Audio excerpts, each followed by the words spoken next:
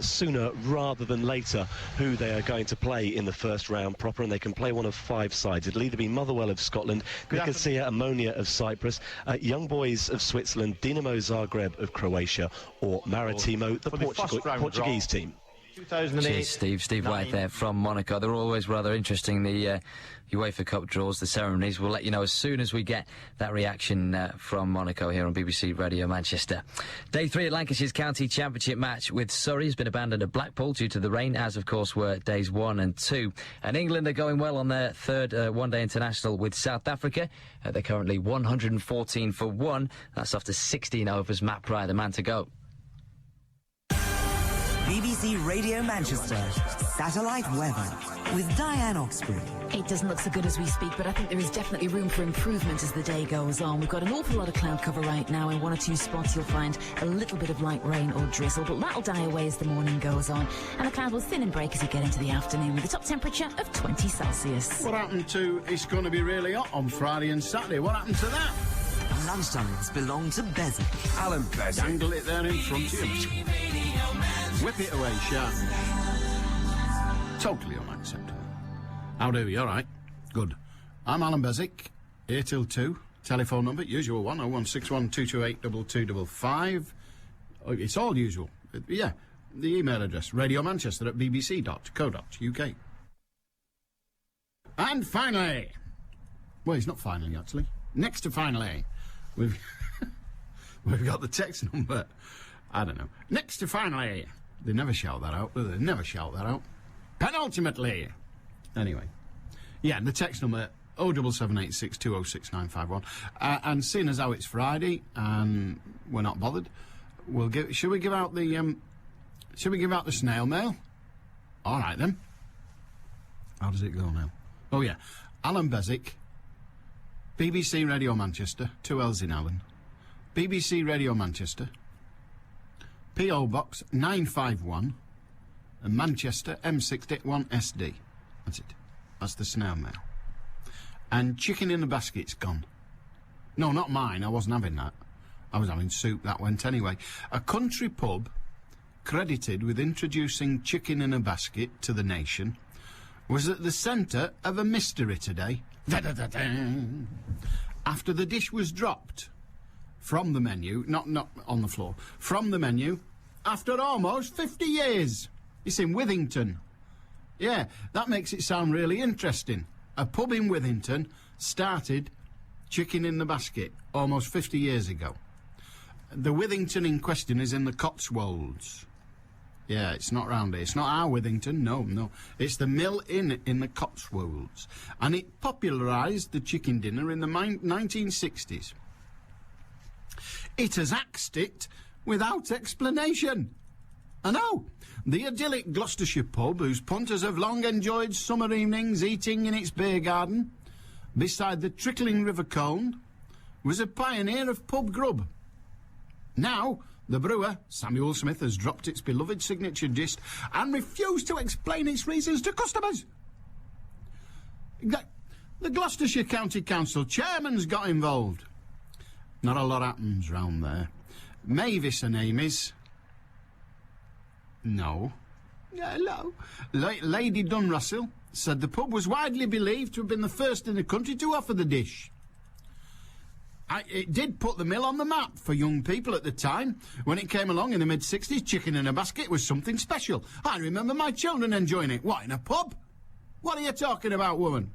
A lot of people came from miles away to try it. You'd find the car park absolutely jam full. It's a great pity. I can only speculate that it's because of regulations or health and safety. Get out of here. Tourism is one of the country's biggest sources of income. And when you have a special line like that attracts people, it's very sad when it goes. A neighbour of the pub... Is this holding your interest? Because it's doing sod all for me. A neighbour of the pub told the Gloucestershire Echo...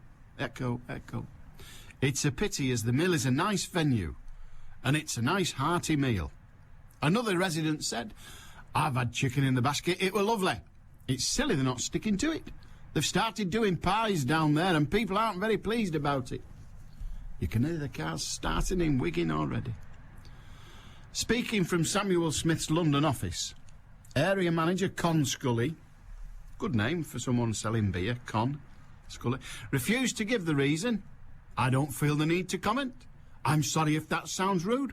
We decide what we sell. It's just a no-comment situation. It's a no-comment situation, and I've done with it. Bloody hell. Where was we? Yeah, he's the area manager, Con Scully. Dear God. I'm sorry if I'm being rude, he said. The mill's owners, Carl and Julie Phillips, are on holiday, and their relief manager said she didn't know what was behind the menu change. So these people, they've changed the menu, they've dropped chicken in the basket, and then skedaddled off on holiday when we need it explaining. Who did he think they are? John Thompson, he knows what he means. It's an interesting one, the old public school thing. You know, you hear that when people talk like that, and it really is that strong. It's sort of like the old BBC. Hello, this is the BBC, broadcasting from Alexander Palace. As a northerner, when I hear someone talk like that, I go, oh my God. John Thompson, he knows what he means. Do you know what's a dying thing at the seaside? They're thinking of getting rid. Punch and Judy. I mean, what would you have if you made it PC? I don't know, what would it be? There'd be a social worker puppet, wouldn't it? Yeah. They'd have to have a licence for the crocodile because it's an exotic species. That's right. John Thompson's take on the world. There's nothing wrong with it. Tomorrow morning from 11 on BBC Radio Manchester. So there. Allan Beswick Sorry, with I've you got on the over it. phones. 0161 228 2255. BBC Radio Manchester. And at the end of the sort of couple of hours yesterday, I was trying to find an email about how you... St Patrick's Athletic, I don't know who they are, but they're going to face Hertha Berlin in the first round of the AFA Cup. I don't know who St Patrick's Athletic are, but we've got a lot of them green uns round here, so I thought I'd mention it. Yeah, I was trying to find the email because I'd lost it. I had it and then I lost it. And I found it again, and I'll read it out to you after, because it does explain the difference between your speed camera and your copper with his radar gun.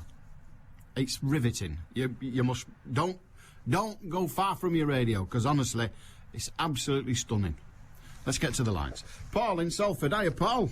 Hello, Alan. How are you doing? I'm all right, mate. What can I do for you? Well, I'd originally phoned up to speak to Heather, but I was a bit late about the 999. Well, you ought to get your act together. God, I know, yeah. Well, when you're busy, you know, these things happen, don't they? No idea. I've never been busy. Yeah. Right. Go on, Get anyway. that one out of the way. Yeah, quite. Yeah, because she was on about them. 999, and you could tell the age of the car by how long it took the coppers to get there. But go on. Correct. What's your story? Yeah, well, it was quite a few years ago. We'd just moved into a new house, and it was actually a New Year's Day afternoon, and I was on the drive. I was washing my car. My little lad was with me, 5-year-old at the time. There was a bit of commotion over the road. The guy who lived there, I won't mention any names, but the guy who lived there, he came running round into the front garden, followed by his wife and some guy with a gun in his hand. So, being the holiday time, I thought, they're messing about here, you know, they're having a bit of a laugh. It's fancy dress carried on from last night. The guy who got shot, his son came running around with a big, like a stake that you tie a young tree to, about 4 or 5 feet long. And he's having a go at this guy with the gun. And the next thing, this guy shoots the gun. And the neighbour drops to the floor. Good Lord. So I pushed my lad behind the car, shouted inside to my wife, phoned the police. The neighbour's been shot. So, of course, she's on the phone to the police, and they're saying, oh, yeah, right, yeah, very funny. New Year's Day, what a, good wind-up, and like they do, they didn't believe us at all. Good Lord. So it then took another phone call from another neighbour before they actually believed what we were saying. In the meantime, one of the neighbours was a paramedic. He ran into his garage and he got his kit out. he ran over to the neighbour who was on the floor, and you could tell by his face that the guy was dead. And a police car was like ambling up the road, obviously looking for the house, and we were waving in the middle of the road. By this time, I'd got the guy who shot him had got his car registration number, the colour of his car, even down to what type of gun it was. I was that close to it. I could even describe. I can see it exactly as it happened right now, as I'm talking to you. And the copper pulled up. What's going on? I said, this guy's just shot my neighbour. That's his registration number. That's his car. That's the colour. He went that way. And off he sped. 2 or 3 minutes later, followed by another 4 or 5 police cars. So that's something I'll never forget, having to ring 999 for. Anyway, they found the guy.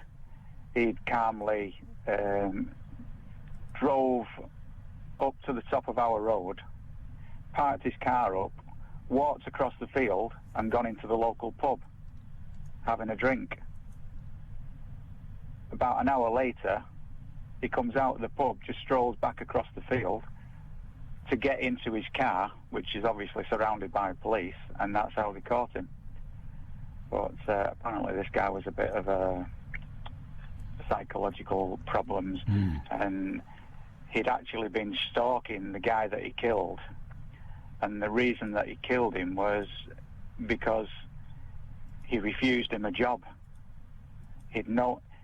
The killer had known my neighbour from the army, and he went to see him because he was a nurse for a job. Anyway, he said, I'm sorry, but, you know, because of your past record, you can't have a job. So from then he stalked him and finally killed him. To a head. So that's, yeah.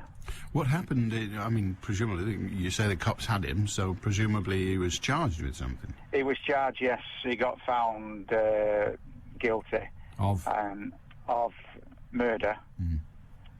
But do they call it diminished responsibility? That would be his defence, yes. Yeah, they actually put him in a secure psychiatric unit. And as far as I know, he's still there now, because we still know the wife of the guy who was murdered.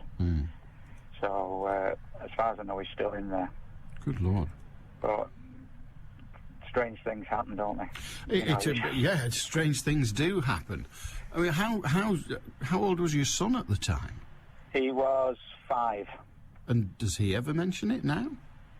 No. Kids are so damn resilient, aren't they? Well, yeah. He just thought it was a bit of a game because he was helping me wash the car, and as soon as it happened, I pushed him down behind the car. So his recollection's probably virtually nil. He just probably remembers me pushing him behind the car and thinking, oh, what are you doing, Dad? What have I done now, yeah? Yeah, what have I done now, yeah. Yeah, you're not washing the car properly. 4 years of age, the world is just good or bad, there's nothing in the middle. That's Absolutely. Right. Yeah. Well, I mean, what's it left you with as a sensation about the police, but also, because you will have been a prime witness, about the witness and the court system? Well, coming on to the witness part, obviously police came round, knocked on the door. Right, what did you see? I said to the sergeant, turned up.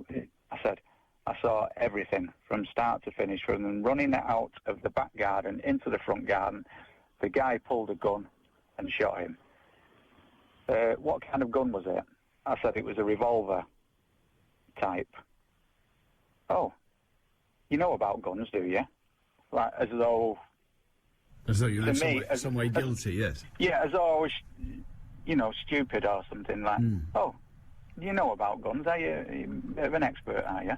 So I said, no, but I know the difference between an army revolver, which it was, as it happens, and probably one of these semi-automatic types that they all use. I said, I know the difference between guns. You don't have to be a bad one to know what a gun looks like. And as it happened, I didn't even get called as a witness. I gave them a statement. The lady next door, who only saw half of it happen, she went to court as a witness, which I thought was very strange.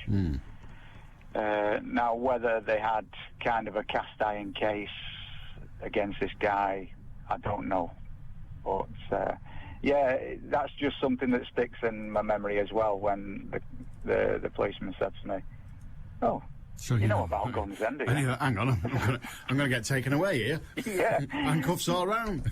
I mean, I had a bit of a feeling of, well, not so much satisfaction, but when the article came out in the newspaper and the trial was all done and dusted and they reported on it, and the story actually said he was shot with an army revolver, which this guy had taken Browning as part of his 9mm. kit. Yeah. You know, so... Grief. Well, thank you for the tale, Paul. Thank you. It's quite all right. It's been a few years, but I can still see it exactly. I bet you can. I'm sorry you never got to talk to Heather. It must have been the most disappointing day of your life, this. Followed closely by witnessing a murder. Yeah, but I got to speak to you. Yeah, that's the point I was making, in a way. Have a good day, Paul. Thank you very much. Okay, thank you very much. Extraordinary tale. Thank you. 0161 228 2255. Have you ever witnessed anything horrible? I dialed 999 when a fella got run over, and I had to give him the kiss of life. That was quite fun, because every time I blew, blood came out of his chest. Well, you've got to have entertainment, haven't you? It's just gone 12 on BBC Radio Manchester. News headlines. Anna Dawson. Dozens of couples due to get married in Rochdale are having to find somewhere else to host their wedding receptions after a hotel went into receivership. A date's been set for an inquest into the death of the former Greater Manchester Chief Constable Michael Todd. Police have started to search the house of a missing family in Shropshire, which was gutted in a suspected arson attack. And the draw for the UEFA Cup's been made in Monaco. Let's find out who Manchester City have drawn. Steve Wyeth is there for BBC Radio Manchester. The news is, Anna, that Manchester City fans can perhaps start planning a late summer's holiday because they're off to Cyprus in the first round proper of the UEFA Cup. The Blues have been drawn against Nicosia Ammonia. The only downside of that draw, should be a fairly straightforward one for them, is that they lose home advantage. They'll be at home first. They will be away from home in the second leg. Manchester City will play Nicosia Ammonia in the first round proper of the UEFA Cup. Thanks, Steve. Manchester's weather cloudy, getting brighter later though. Highs of 20 Celsius. Motherwell are playing a team called Nancy. BBC Radio Manchester 2020 traffic. If you're heading towards the Daresbury area, be aware that the Daresbury Expressway has been closed off both ways because of an overturned vehicle between Pittsheath Lane and Chester Road on the A56, with congestion all the way back to Central Expressway. It's a tanker that's overturned just before the roundabout near to Daresbury Science Park, so please do watch out for heavy delays in the area. In Didsbury, Parswood Road still closed off because of a serious police incident that happened on Wednesday evening between Hayescroft Road and Briarfield Road. As I say, it's been closed off since earlier this week, but I'm afraid at the moment we're not too sure as to when the road will be reopened. And if you're using public transport, be aware that services are being diverted via Wilmslow on cross-country this week between Stafford and Manchester Piccadilly due to engineering works. Don't forget, if you can update me further, call in on 0161 244 4951. I'm Cara Banks. Thanks, Cara. You should just guess about when it'll be open. That's what the weather do. They just guess. They seem to get away with it. Thank you very much. Thank you. Decongesting Manchester, one car at a time. 2020 traffic. BBC Radio Manchester. They have a committee meeting on a Sunday at the meteorological office. What should we tell them they're getting on Friday? I don't know. What should we say? Should we say sunny or rainy? Say sunny. It'll be lovely and sunny on Friday. You get to Friday, dull as ditchwater. They just make it up. You'll have more.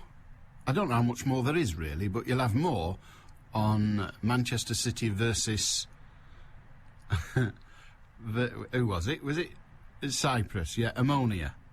They didn't get Nancy. They were hoping for a load of Nancy's. They were really looking forward to that. They might have had a chance. Anyway, so I never said that. Manchester City play Ammonia, which is spelt with an O, not an A, although I'll grant you there is an A at the end. Yeah, Ammonia. As opposed to ammonia, which stinks, frankly. Smells of wee. Yeah.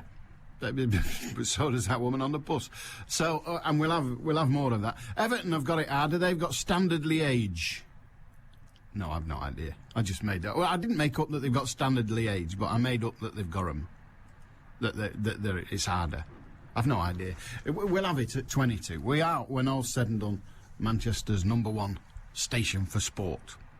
Except for most of the time between 12 and 2, when we don't give a fig about sport, except at them bits when they come in and interrupt us when we're busy. Bert in Macclesfield, are you? Good afternoon, Alan. How are you? I'm very well, sir. Oh, jolly good. Alan, I'm just wondering what is happening to the law and justice in this country of ours. Okay. I mean, the thing is, you must never confuse the two for a start. Well, quite. But I see that Exeter City Council took a woman to court for putting the wrong stuff in the wrong bin. Oh, yes. And the magistrates, quite rightly, God bless them, threw it out because they'd no evidence, let alone proof. What they're now saying, Exeter City Council, is that in future they will just send someone a bill if they do it. Won't take them to court, just send them a bill. And if they don't pay it, they'll then take them to court under the non-payment of bills. Isn't this judge, hangman and jury all in one? Yes, it is. Well, it's disgusting. Yes, it is. Disgrace. How do we stop it? That's harder, because it's part of what our beloved Home Secretary Jackie Smith has introduced just recently. We are moving further and further. Well, there is a follow-up to that. We're moving further and further to a society that is regulated by decree from politician to civil servant. Absolutely, and it's an absolute disgrace. We are, if you'll pardon the comparison, we're heading towards a society not dissimilar to that of Soviet Russia. Alan, we're already there. No, we're not. Well, you know, in a small way we are.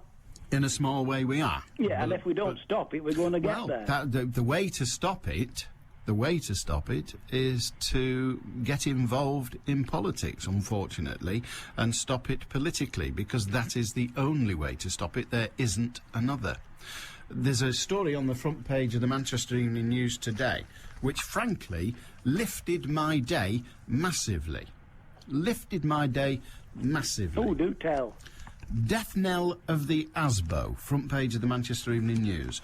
Orders issued plunge by 70% as more and more are flouted. Manchester's high-profile experiment is labelled a failure. Well, it was always a failure, wasn't it? The whole idea was wrong. Well, I thought it was. The whole idea was wrong in the first place.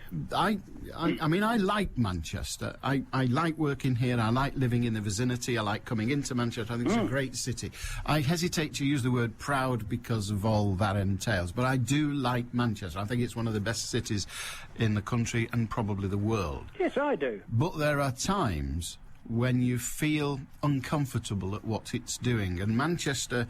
Originally, they issued their first ASBO against a bloke who was sat on his coat in a car park... Yeah, begging, I think. Quietly asking people for money, and they got an ASBO against him. Yeah, ridiculous. And we've been at the forefront, and the reality is that bad law gets bad results, and the bad results are that somebody gets an ASBO, the first half dozen or so think these are crap, and the rest of them think, hang on a minute, this is Toy Town, just ignore it.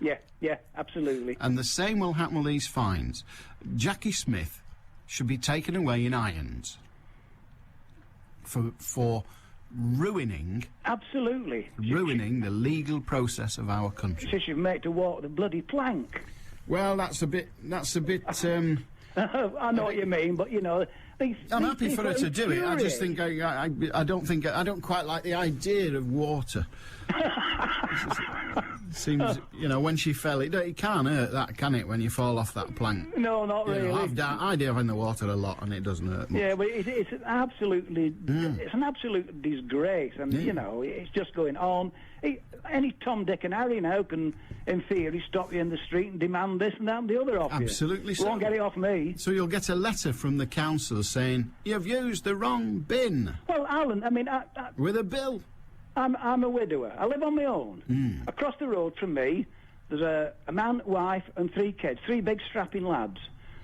Their wheelie bin's only the same size as mine. Now, where's the justice in that? Well, that's thunderous. But let me tell you this: you'll like this. Imagine that same local authority, and on this occasion it's Exeter City, imagine that one of their employees went downstairs from the office and put a piece of paper that should have gone in the recycling bin into the rubbish bin, the general rubbish for landfill. They wouldn't sack him. Do you know why they wouldn't sack him? Tell me. Because if they sacked him and he took him to a tribunal, he'd win, unless they'd given him lessons on how to do the bin. Absolutely mad. Because if they don't train you how to do it, they can't fine you for not doing it. And yet, I don't know, my guess is that Exeter City Council are not going round training people how to use different bins. It's almost comical, isn't it? Yeah. Absolutely. Well, if it wasn't so serious for the breach of our human rights earned basically on the backs of working men and the blood of working men. Too true. If it wasn't for that, it would be funny. It's I'm not damned if I'd pay him a fine. I'd see him in hell first. Well, that's what we need. I think I'd have to take him to European court, much as I hate the thought of that, but why not? We're going to end up with a Daily Mail story and some, as they would describe it, heroic elderly lady on the front page within 3 months. You remember, you heard it here first. I believe you, Alan. She'll be there. Good on you, mate. Cheers. Cheers. Exeter City Council doing what they do best, which is cocking up everybody's lives and taking the money for it. I've said it before. I am sick to the back teeth of local authorities all over this land of ours thinking that we are here to do what they say. We are not. They are here to do what we say. We vote them in. And frankly, you have only yourselves to blame that they are getting away, not with murder, but they're getting away with diminishing your rights. They're diminishing your rights with impunity because you cannot be bothered to vote. And I know it's unfair, but when councils are elected, whether they've got overwhelming majorities like Manchester and Salford, or whether they're on the cusp like Warrington and others, it doesn't matter. Councils are elected by a minuscule proportion of the population. A minuscule proportion. Now, they're going to say, no, we're not, no, we're not, no, we're not. We got elected by a majority. Well, no, you didn't. You got elected by a majority of those that vote, and in some council elections that could be, would you believe, 20% of the population. 20% of the population who have the right to vote could vote you into power as a local councillor. That is not a mandate to change the world. It is not. I'm sorry, but it's not. The fact is that they will change the world unless people stop them. Now, I'm not telling you who to vote for, but frankly, people who don't vote are costing this country dear in the way that the politicians now think that they are there to control us. They are not. They are there to do our collective bidding. And all this stuff about wheelie bins, frankly, well, I don't know anyone that it doesn't drive crazy. The story is, and it is quite fun in some respects, because not only are they a vicious, nasty council, but they are also, would you believe, absolutely crap at paperwork, because they prosecuted this individual for this woman for putting stuff in the wrong bin. Then they took her to court, and when they got to court, they'd lost all the papers, and the court said, well, without any evidence, you're not presenting any evidence, she's not going to win. So they wasted all those Exeter City ratepayers' money by being a complete and utter bunch of buffoons. Lunchtimes belong to Beswick. Allan Beswick. BBC Radio Manchester. Exeter indeed. Right, I promised you this explanation about speed camera versus speed gun. And this comes from Bernie, who writes as if he knows a thing or two. He says this: speed camera. These measure speed. Well, there's a clue in the name, isn't there? I'll grant you that. Anyway, this is what he says. These measure speed by taking 2 photographs and measuring the speed by comparing the time taken to travel a given distance. So they take 2 photographs And then they measure how far you've gone, and they know how long it took you to go that far, because they got the 2 photographs, and they know what times they took them. And then they measure the distance you've travelled, and they do some arithmetic, and they work out how fast you were going. So it's technological, but it's also arithmetical. All right? So that's how they do it. Now, the speed gun, your radar gun, this is where it goes, works by the Doppler effect. No, I don't either. And measures the vehicle's speed by the change in wavelength of a laser or radar signal. Are you still with me? There'll be questions later. Now, when we were talking about them yesterday, it all began with a bloke saying he was driving along with his white van, minding his own business and obeying the speed limit. And he was overtaken by another vehicle. And when he was overtaken, the camera flashed, and he thought, hang on a minute, I'm only doing 35, what's going on? The speeding vehicle was the one overtaking him. And he thought, I'm going to get done, and I'm an innocent party. And I didn't think he would get done. And I said, even if you are, you can fight it, because a bloke years ago, a radar specialist, years ago, argued that they couldn't do him on the radar because they couldn't guarantee that the gun had been pointed at his car rather than another car. Are you still with me? Good. Well, it turns out that the Doppler effect, the radar, they can't do it with 2 cars, because Bernie tells us this is the type that was challenged because the beam could not be guaranteed to have selected the correct vehicle. So your camera does it by measuring your distance travelled over a predetermined time, evidenced by photographs, and the other one does it by the change in wavelength of a laser or radar signal. Okay? I did promise it, yeah? No, I didn't say it was interesting. You know I didn't. But I did say that I'd read it out, and so I have. And I feel lifted now. I feel absolutely lifted. I do. With regards to the cameras being at Sainsbury's to catch criminals or terrorists, if you see them, do you have to shop them to the police? That's Darren in Moston. Cameras, shop them. I know. Extraordinary. Absolutely extraordinary. Innit? But they shop them. No, think Sainsbury's, shop them. You're not helping, are you, really? You're not bothering. I mean, it's not a lot to ask. Oh, shop them. Oh, it is quite funny. 0161 228 2255. And I don't know what this is. The ANPR. I don't even know whether I knew yesterday. Afternoon, Alan. With reference to the ANPR. Is it, this is the, I don't know. I've no idea. Is it to prevent terrorism? Imagine a potential suicide bomber abandoning the mission as a result of the installation of an ANPR. This is the motor vehicle number recognition camera thingamajig that they're installing at the airport, which is where it all began yesterday. The second issue, now this is the one. The congestion charge, says Norman. Mark my words, Alan. The congestion charge will be introduced because the question will be set out to ensure a majority yes vote.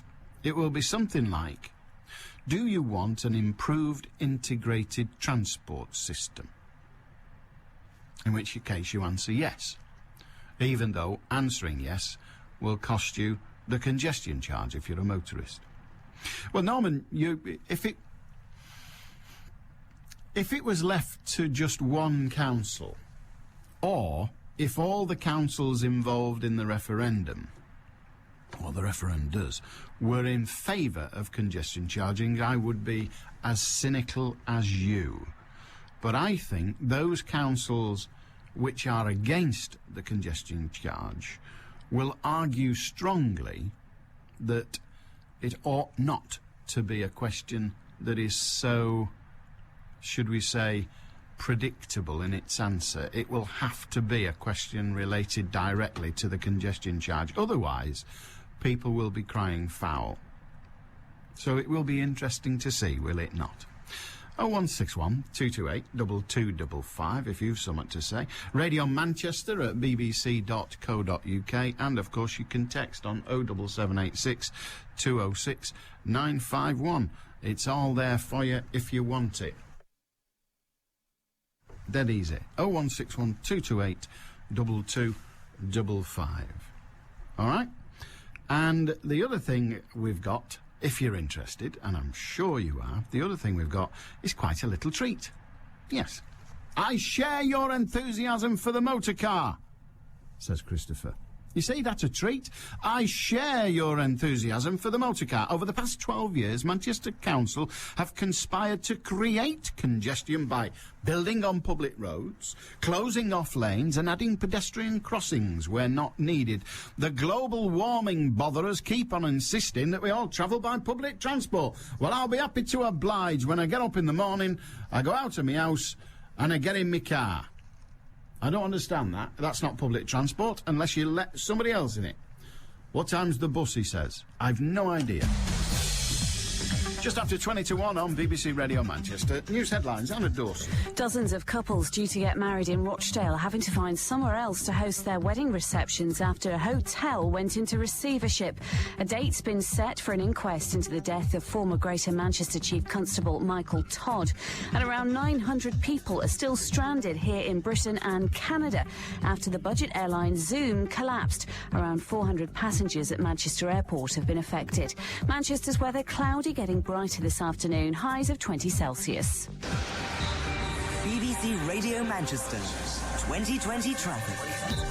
Let's take a quick look firstly to the trains, and delays up to 30 minutes are possible now on TransPennine Express services between Manchester, Piccadilly and Leeds due to an earlier broken down train at Murfield. The train has now been moved and services are able to run through the area. However, National Rail have advised us that residual delays of up to half an hour can still be expected until at least 1:30 this afternoon. It's also affecting Northern Rail services. And if you're heading around Daresbury, the Daresbury Expressway on the A558's been closed both ways because of an overturned tanker just before the roundabout near to Daresbury Science Park. That's causing congestion to queue back to Central Expressway along the A56 Chester Road. Don't forget, if you can update me further, call in on 0161 244 4951. I'm Cara Banks. BBC Radio Manchester, Sports with Will Perry. Good afternoon. Well, the balls have been drawn in Monaco. The first round draw of the UEFA Cup has been made, and Manchester City will play Nicosia Armonia of Cyprus. BBC Radio Manchester's Steve Wyeth is mingling with the UEFA officials. Yes, so if you're a City fan, an early autumn, late summer break for you to Cyprus. Ammonia of Nicosia, who came past AEK Athens in the second qualifying round. They won that 3-2 on aggregate, but they won 1-0 in Athens, so evidently no mugs, although it is a tie that Manchester City would be expected to go through. The one downside really for the Blues is that they're at home first, so they don't really have home advantage. They'll be at home on the 18th of September. They make the trip to Cyprus for the 2nd of October. That means games against Portsmouth and Liverpool will now be moved to the respective Sundays following those ties. So just confirmation that Manchester City will play Nicosia Ammonia in the first round proper of the UEFA Cup. Thanks very much, Steve. BBC Radio Manchester. Steve Wyeth there, live from Monaco. So, of course, as you heard, we'll let you know if those games do get moved. City's game with Portsmouth on the 20th of September and Liverpool at home on the 4th of October. Well, meanwhile, City could make it 2 signings in as many days. Espanyol defender Pablo Zabaleta will have a medical at Manchester City today after the Blues agreed a buyout clause of around £6.5 million for the Argentine international. 23-year-old Zabaleta's won 5 caps for his country, all as a right-sided defender. Well, some transfer news on the other side of town as well this afternoon. Louis Saha has joined Everton from Manchester United for an undisclosed fee subject to a medical. The Frenchman scored 42 goals in 124 appearances for United, but was plagued by injury during his time at Old Trafford. All eyes now turn to who Sir Alex Ferguson will bring in as his replacement, having said he's less optimistic of signing a new striker. Well, the Reds take on Zenit St. Petersburg in the European Super Cup this evening. United defender Nemanja Vidic says he knew all about about the quality of St. Petersburg player Andrei Arshavin even before his performances for Russia in Euro 2008. Vidic played against Arshavin for Spartak Moscow, but is unsure how he would adapt to English football should a reported move to Tottenham go through. That time when I play, I think he's one of the best players in Russia. Very quick, good technically, he's good on one-on-one, he can make the chance for the other players. I think he's a good player. How he's going to respond in England, it's hard to say. I didn't know how I'm going to respond in England when I come, and I can't say how he's going to do it, but he's a good player. We'll have full match commentary of United's Super Cup game with Zenit St. Petersburg right here on BBC Radio Manchester from 7 o'clock. England coach Fabio Capello could be without two midfielders for the World Cup qualifiers against Andorra and Croatia later this month. Steven Gerrard, of course, will be missing with a groin surgery, and his potential replacement, Owen Hargreaves, he's also been ruled out, although United's Hargreaves will start in tonight's Super Cup. Manager Sir Alex Ferguson says he won't be ready to play for England after suffering from tendinitis. Some other transfer news. Liverpool are set to complete the £8 million signing of Albert Riera from Espanyol. He's on Merseyside for a medical, and James Milner's joined Aston Villa from Newcastle on a 4-year deal. Oldham Athletic have a long trip to Colchester tomorrow, but they're full of confidence. They're top of League One with 100% record, and manager John Sheridan says he's enjoying it. Off to a great start. Hopefully there's a bit of buzz about the place, so it's good being at the top of the league and looking at teams below you, but we're concentrating on Saturday. We're not getting carried away with anything. It's 3 games and season's a long season, so but we're going to have to Colchester confident we can win the game, and that's what we'll be trying to do. Well, there's a local derby in League 2 tomorrow. Bury, who have maximum points so far, go to Spotland. They take on Rochdale, and Dale slipped up at Bradford last week, but assistant manager Dave Flitcroft says he and boss Keith Hill don't think it's a major problem. For an hour you look at each other thinking, well, what do we do, how do we rectify it, and there's not loads wrong. It's just tidying up the little bits, and once we tidy them up and everyone's in sync with what's going on, then we'll definitely be all right. Well, in the cricket, Day 3 of Lancashire's County Championship match with Surrey has been abandoned at Blackpool. That was due to the rain, as of course were Days 1 and 2. England are going well on the third one-day international against South Africa. They're currently 157 for 4 after 27 overs, so a good run rate there from England. And after opting out not to play in the Glen Eagles this week, Ian Poulter says he's disgusted by claims he missed the Johnny Walker Championship because Ryder Cup captain Nick Faldo had already offered him a wild card. The next live action on the Northwest's biggest sports station. Well, as you heard, Manchester United go in search of yet more silverware. The Reds take on UEFA Cup winners Zenit St. Petersburg in the European Super Cup. Full commentary from 7. BBC Radio Manchester. A very good day to you. How are you? It's getting on for 10 to 1 on BBC Radio Manchester. 0161228 2255. Lester in Bolton. Hiya, Lester. Hello. What can we do for you, sir? It's regarding the man who was speaking earlier on about he got binned on for speeding. Oh, yes. And the Doppler effect. Yes. Well, to give it its full title, it's the rising Doppler shift effect. Right. Now then, I have a nephew who's a professor of electronics. Right. Now then, I got nicked. Now, you may know this. Plodder Lane. Whether you Yeah, no Plodder Lane, yeah. Right, I was going along there, nice and easy. All of a sudden, I got pulled over. Mm-hmm. Right. So I said, what's up? You were speeding. I said, I don't think so. He said, well, it shows up on our meter that you've been speeding. I said, where's he been hiding? In a bloody dustbin. Right. So, pardon me for swearing. It's all right. So he said, no, that's his vehicle up there. Right. I said, well, I weren't speeding. Behind him was a load of sort of mobile phone masts. Oh, really? So there's interference coming from somewhere. Yes. Right. So I said, well, what do you reckon we're doing? You were doing 42 mile in the 30 mile an hour area. I said I weren't. I was doing 30 in a 30 mile an hour area. Right. I said, because I know that you lot hide about round here. Try and nick somebody. Well, we're going to do you for it.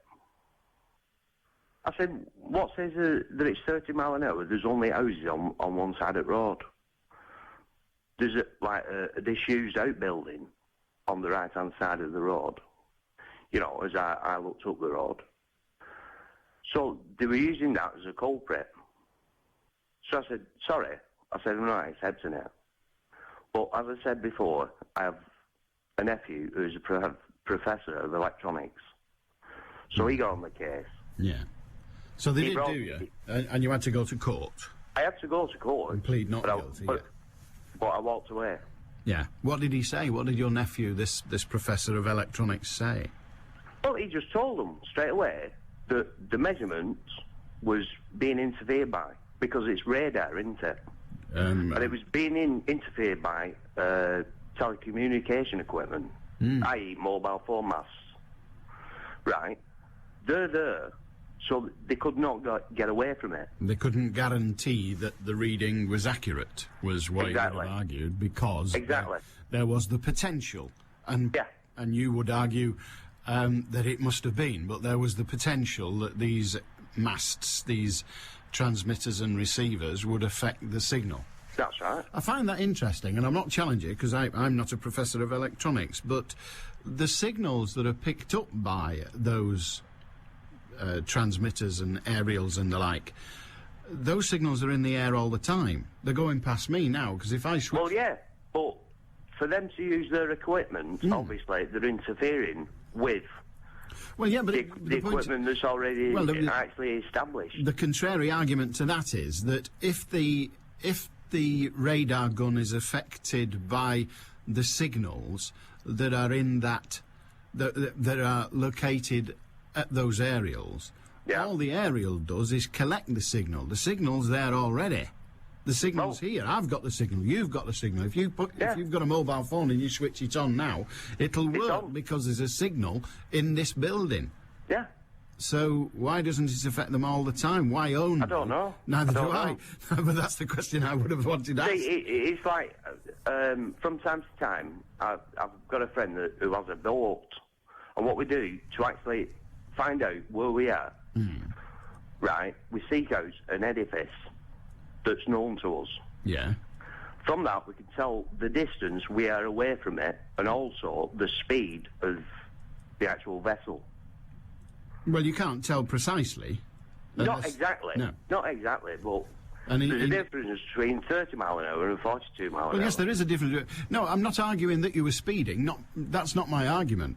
What I'm asking, and I'm not expecting you to answer, but I think the question that needs addressing is, if the masts can affect the radar signal, then is it because they are made of metal, in which case there are lots and lots of places where there are great stanchions of metal that could affect the radar, or is it because of the signals that those masts gather and retransmit?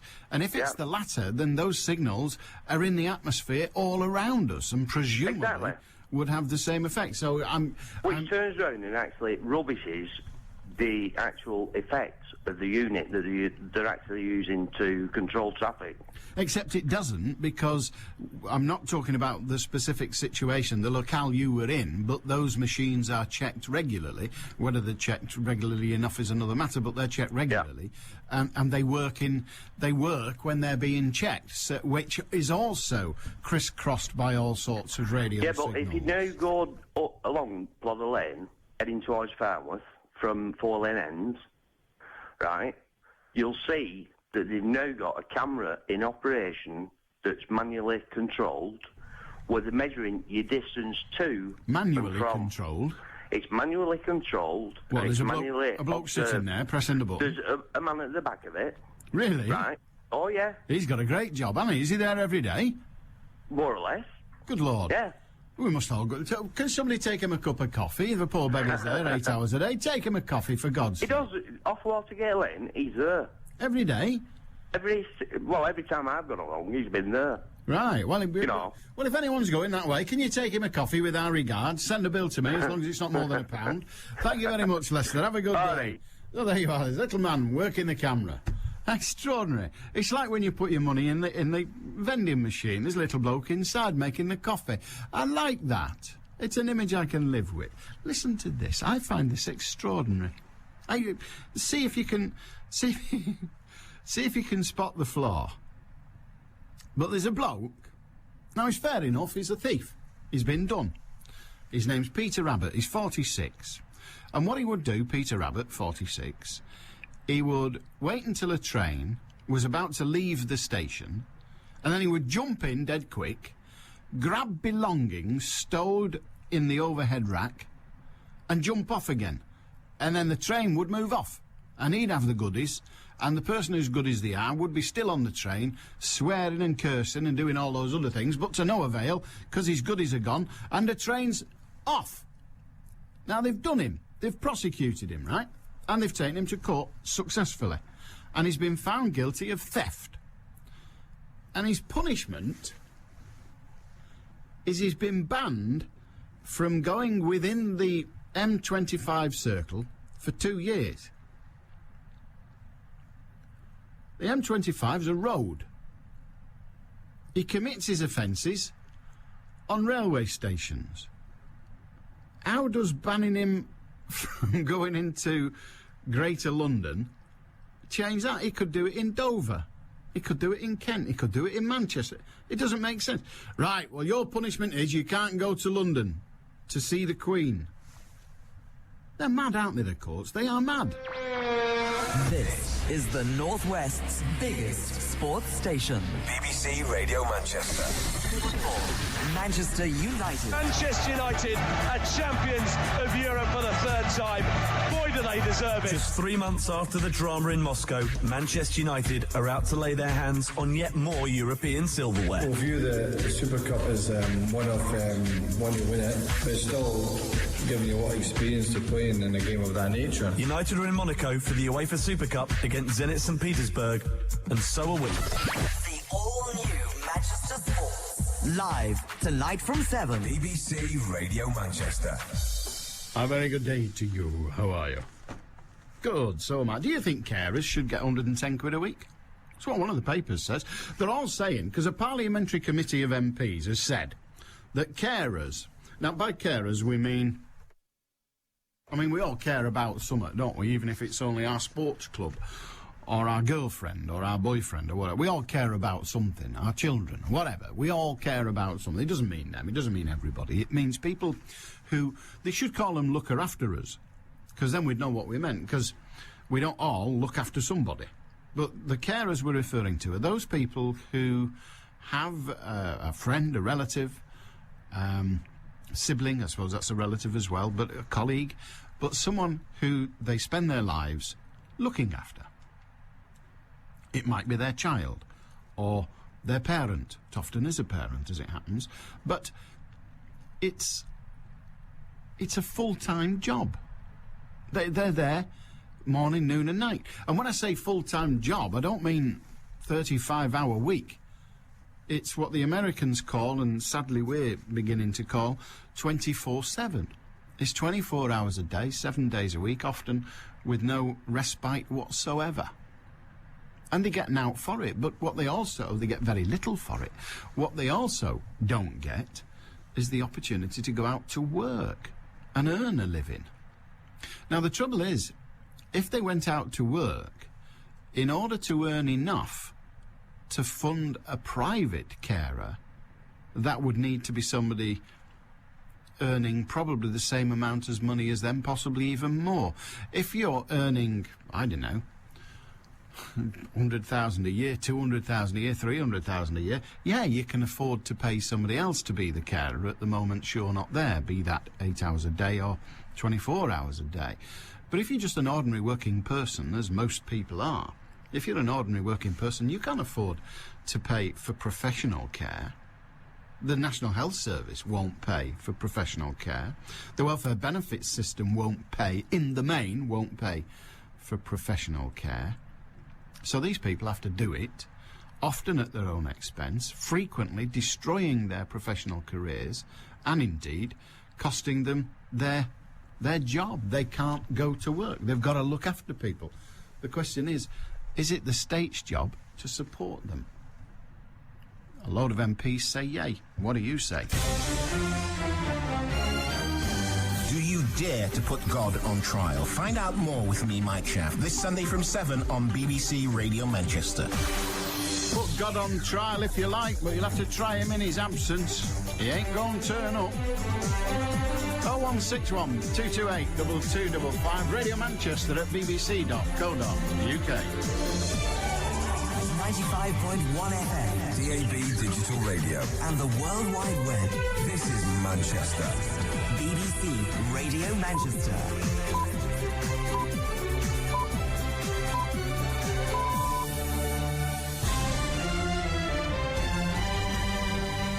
£1:00, dozens of couples have to rearrange their weddings after a Rochdale hotel goes into receivership, and a date set for you to have your say on the congestion charge. Now, City face a trip to Cyprus in the UEFA Cup first round. Well, this afternoon is another grey one. A lot of cloud around, maybe breaking a little bit here and there. Just the outside chance of a spot of drizzle. Top temperatures 21 Celsius. And there's been a collision on the M6 northbound, which has closed off the outside lane of the 3 between 17 Sandbach and 18 Middlewich, and traffic starting to queue through the area.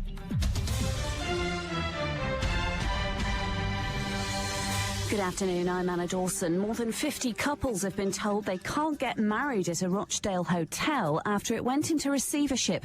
The Broadfield Hotel shut on Tuesday, leaving couples who've paid thousands of pounds to hold their wedding reception there looking for another venue.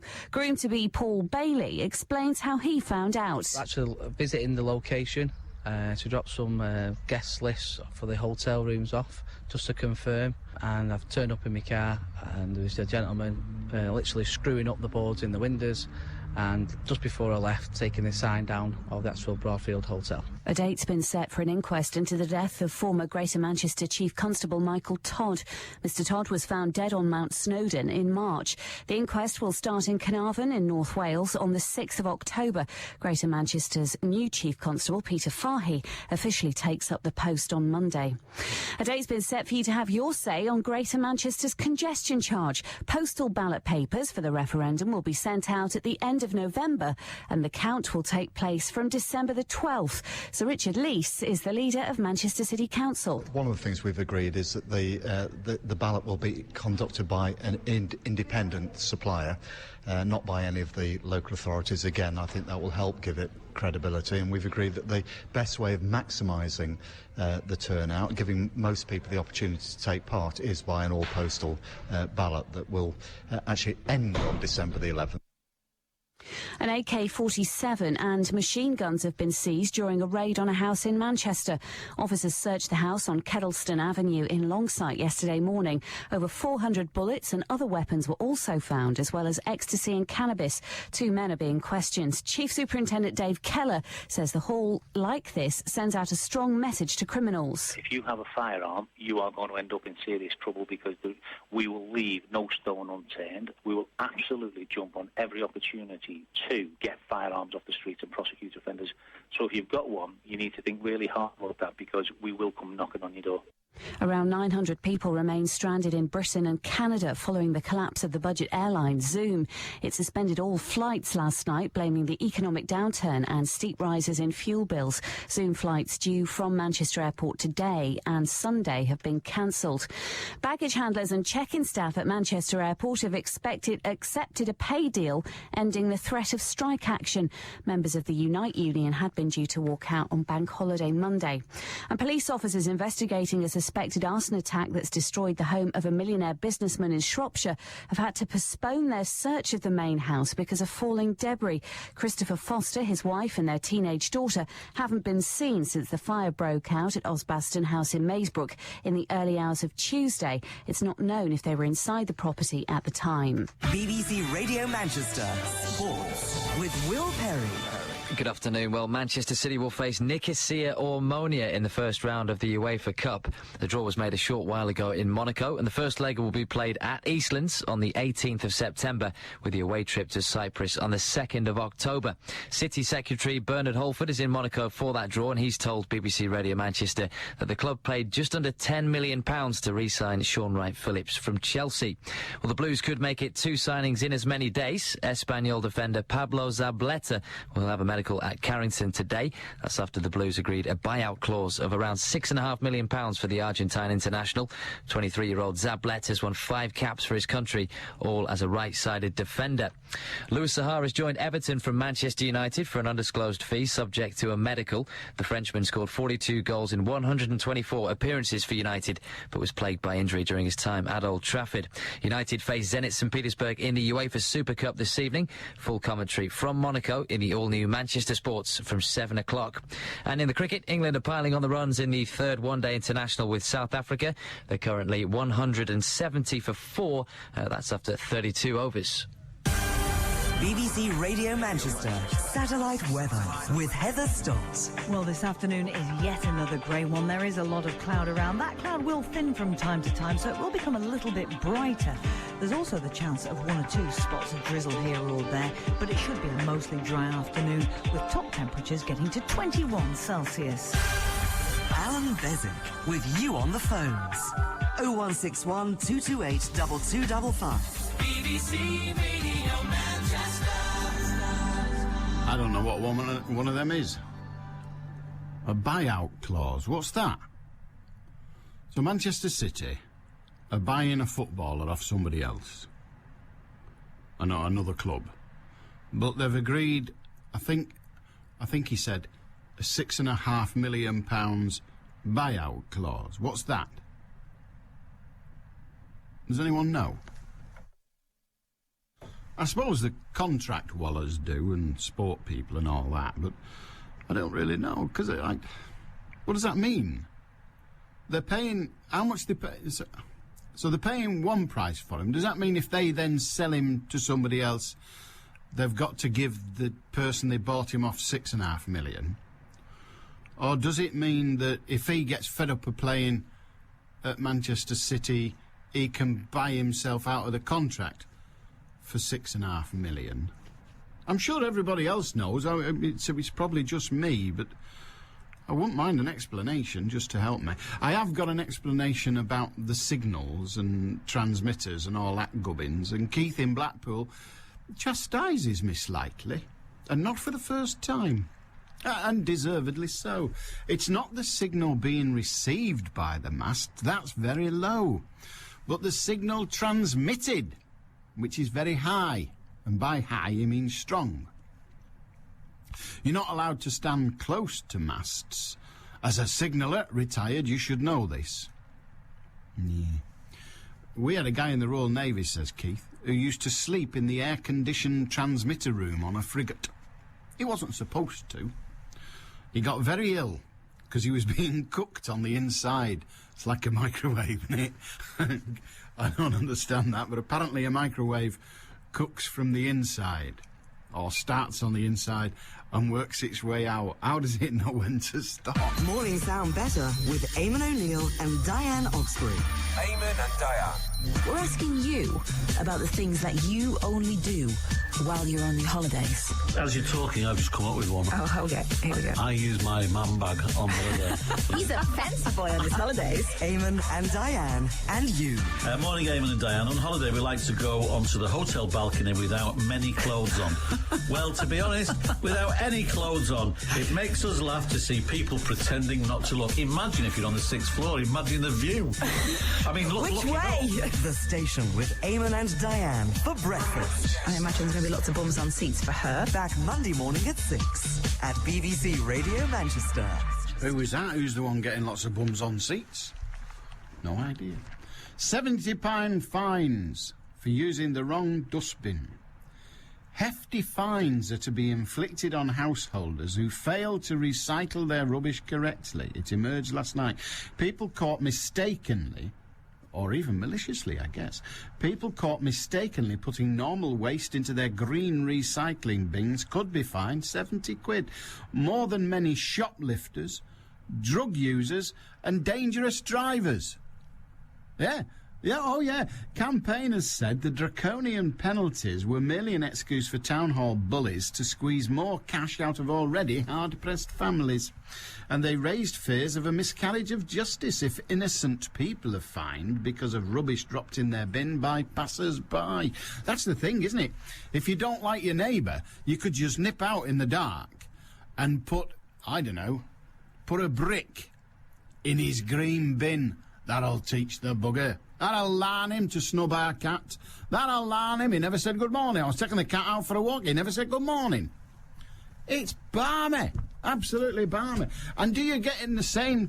Can you recycle a sausage? You see, people don't know. You've got to know the details. As I said earlier, we're not trained in these matters. I've not the faintest idea whether a sausage is recyclable. And let's say, all right, we've got sausages. What's in a sausage? Well, it's all crap, we know that. But what's in a sausage? Well, you've got meat. Well, you don't put meat in the recycling bin, because it goes manky. I don't know why, I don't know. But you don't put it in the compost.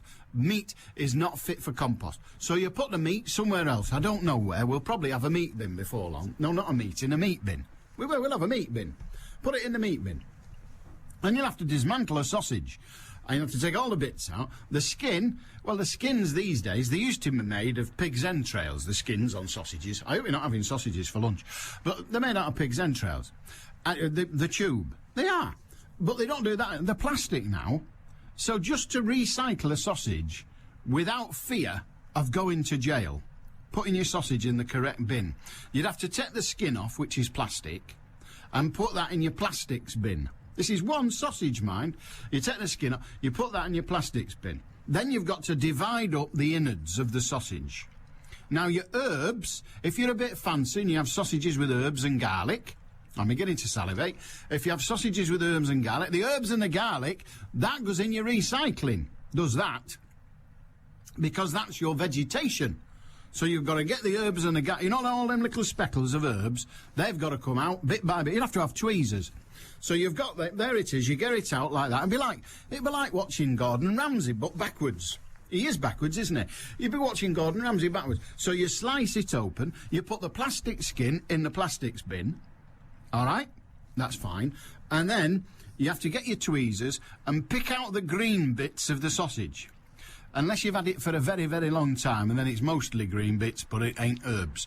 And you get the green bits out, a bit of this, a bit of coriander, there you are, a bit of coriander over there, and a little bit of that flat leaf parsley. Have that, that's out.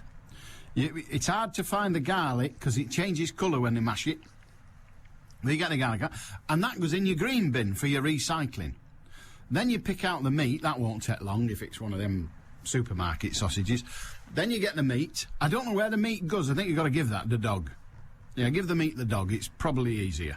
Because then you can pick up what the dog makes with the meat, and you can put that in your recycle bin or down the bog. But you get the meat out, right? And that goes in another bin.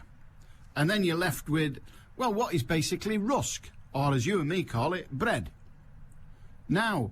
I don't really know about bread. Does bread go in the recycled bin with the herbs?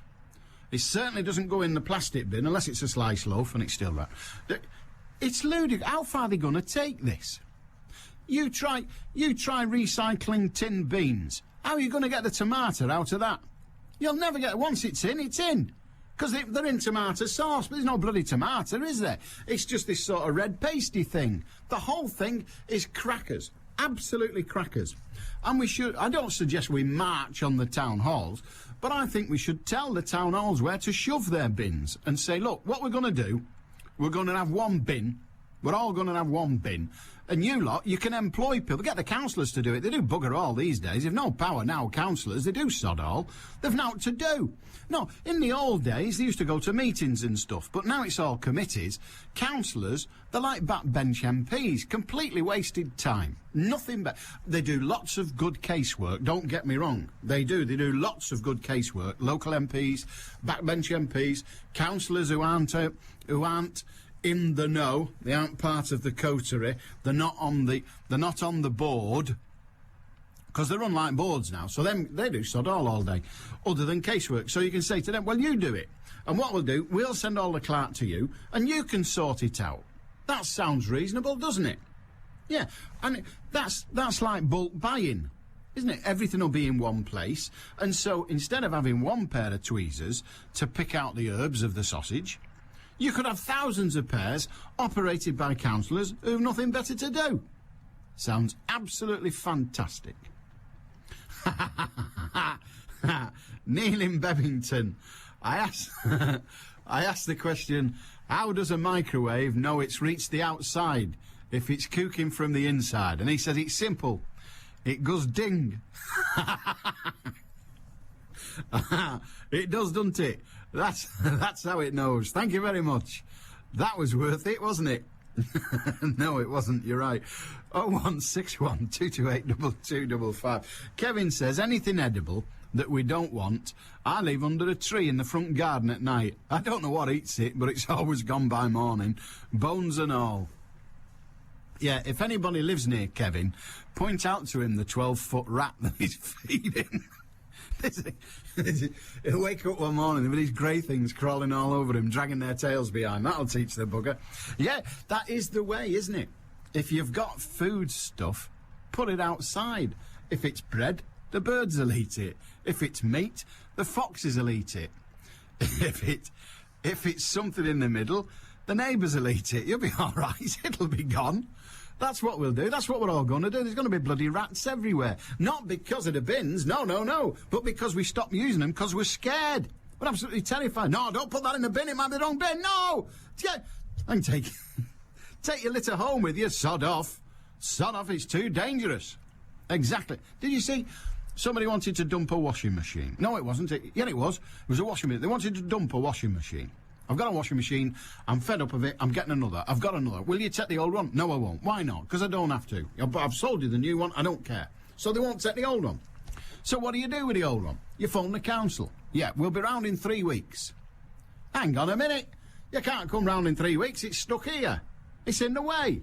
We'll be round in 3 weeks. That's the earliest we can do it. 3 weeks. It's not good enough. Well, that's all we got. Right, well, sod you then. So what are we going to do? I'll tell you what we do. We decide we're going to get a washing machine.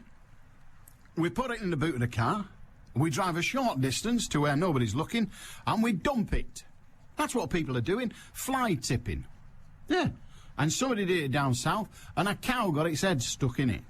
Now, I don't care, I'm not that bothered about cows, but there's the cow with a washing machine on its head. It's a scary sight, it was frightening children, and bumping into things. So they called someone who could get the head out of the washing machine. Who did they get? They got the fire brigade. So the fire brigade came with a dirty, great big £750,000 lorry with ladders on, blokes on 25,000 a year, 6 of them, they all pile in, get a bit of Vaseline, 4.8 a gallon, they rub it on the cow's horns, and they'd spend 3 hours of their working day getting a cow's head out the washing machine. Now, who paid for that? I'll tell you who paid for that. The local ratepayers. The ratepayers. The council paid for that. Yeah, exactly. So the council, that couldn't be asked coming round to take the washing machine, ended up sending a bloody great big red lorry with ladders, flashing lights and 6 highly trained men to get the cow. It'd have been cheaper to send a Land Rover. It'd have been cheaper to send a bloody Rolls Royce. Lunchtimes belong to Beswick. Allan Beswick. BBC Radio Manchester. Exactly. Deborah in Bury. Hello, Deborah. Hello, Alan. I'd just like to tell you about the council. I only have one bin, so I have no recycling. Excellent. Excellent. That's how it should be. Because the lazy buggers won't come down the hill to fetch it. Won't they come and get your bin? No, they won't come and get a recycle bin, no. Oh, no. So they just come and get the one bin? They just come and get the one bin, so everything goes in one bin in my house. Well, that sounds fair to me, but if they come for that, I mean, it's the same distance for the other one. Of course it is, yeah, but, you know, they're bloody lazy. Well, it's not lazy, because I don't suppose they walk it. No, they don't walk it. They come in a van. Don't they? They come in a big lorry. It's not lazy, is it? Well, no. When they're only sat down, pointing the van. Well... 3-point turn, that doesn't kill you. Unless you lay down in front of a lorry. 3-point turn, you've only got one bin. Well, you see, in Bury, they spend too much on Bury in Bloom, you see. Bury in Bloom? Yeah. What, the flowers? Yeah, the flowers. All the money's gone on flowers? Yeah, outside my house is like a shit tip. They can't be bothered to come down to that, but, you know, Bury in Bloom. Right, well, obviously, you need to live nearer to the town centre. Oh, is that right? Yeah, and then they'll come and dig your garden and put flowers in it. It's fantastic. In the town hall itself? No, you don't want to live there. You never get outdone, love. They don't seem to be able to. Go on, good on you. Have a good day. Ta-ra. Deborah's only got one bin. Yeah, like Hitler's only got one ball. Well, he ain't got any now. Yeah, that's what they used to sing. Hitler's only got one ball. I have no idea why they sung it, and even less idea who counted it. You notice how I didn't say counted them. Who counted it? How does anyone know that? I am Adolf Hitler. I am going to conquer the world. Very good. How many balls have you got? It's like you can't see the conversation happening. His doctor's not going to spill the bean, is he? His doctor. Could you cough? I don't. What's the German for cough? Everything's cough in German, isn't it? Anyway, there wasn't much movement there. I only have the one. He's not going to tell anyone, is there? I have a secret. What's the secret? Mein Führer has die one knacker. He's not. Nobody's going to snitch, are they? And who counted them? I think they made it up, you know. I do. I think they made it up. It's 1:20 on BBC Radio Manchester. I don't know how I got there. News headlines. Anna Dawson. More than 50 couples have been told they can't get married at a Rochdale hotel after it went into receivership. The Broadfield Hotel shut on Tuesday, leaving couples who've paid thousands of pounds to hold their wedding reception there looking for another venue. An inquest into the death of former Greater Manchester Chief Constable Michael Todd will open in North Wales on October the 6th, and police investigating a suspected arson attack that's destroyed the home of a millionaire businessman in Shropshire have had to postpone their search of the main house because of falling debris. Manchester's weather cloudy with brighter spells, highs of 20 Celsius. BBC Radio Manchester, 2020 traffic. Traffic's queuing up now on the M6 because of an earlier collision around junction 17 at Sandbach and 18 Middlewich. Now, the outside lane of the three reopened around about 10 minutes ago. So, as I say, all lanes now reopened, but traffic's still queuing in the area. And if you're heading on the M6 southbound between 20 at Lymm and 19 Knutsford, it's still looking extremely slow on the carriageway. In Daresbury, the Daresbury Expressway, that's closed off to traffic at the moment between Pittsheath Lane and Chester Road, both sides of the carriageway, because of an accident that's happened near to Daresbury Science Park.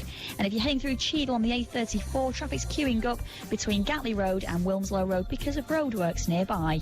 Don't forget, though, if you can update me, call in on 0161 244 4951. I'm Cara Banks. 2020 traffic means you get an update every 20 minutes through the day.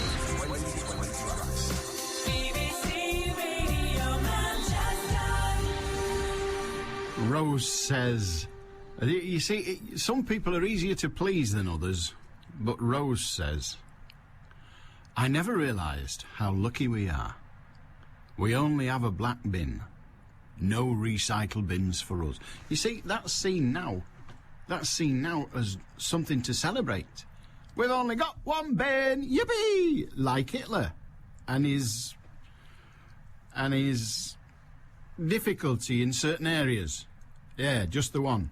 Yeah, extraordinary. Sheila in Fallowfield. Hello, Sheila. Hello, Alan.